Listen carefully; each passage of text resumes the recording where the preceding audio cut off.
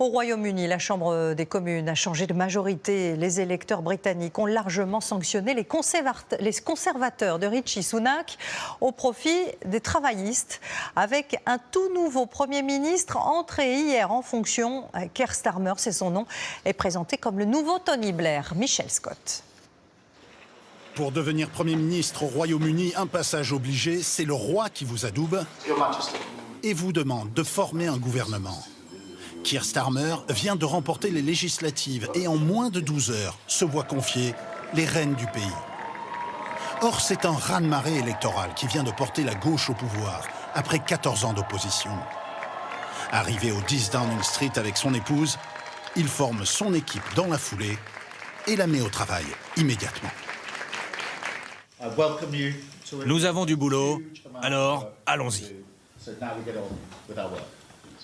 Quel parcours pour cet avocat de 61 ans, entré en politique seulement en 2015.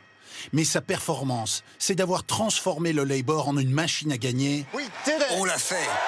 Et pour cela, fini les positions extrêmes. Le parti s'est recentré. Son programme, reconstruire les services publics tout en rétablissant les comptes de la nation. Surtout, il ose s'attaquer à la question migratoire, un tabou dans son camp. Nous sommes un parti travailliste qui a changé et maintenant c'est le pays que nous allons changer. Si le Royaume-Uni bascule au centre-gauche, c'est aussi l'échec massif du Parti conservateur qui l'explique, et peut-être celui du Brexit, dont les effets n'ont pas convaincu. La majorité des gens maintenant pensent que le Brexit a été un échec. Ça ne veut pas dire qu'ils veulent revenir dans l'Union européenne, mais qu'ils peuvent voir d'un bon œil un retour à une forme de coopération européenne.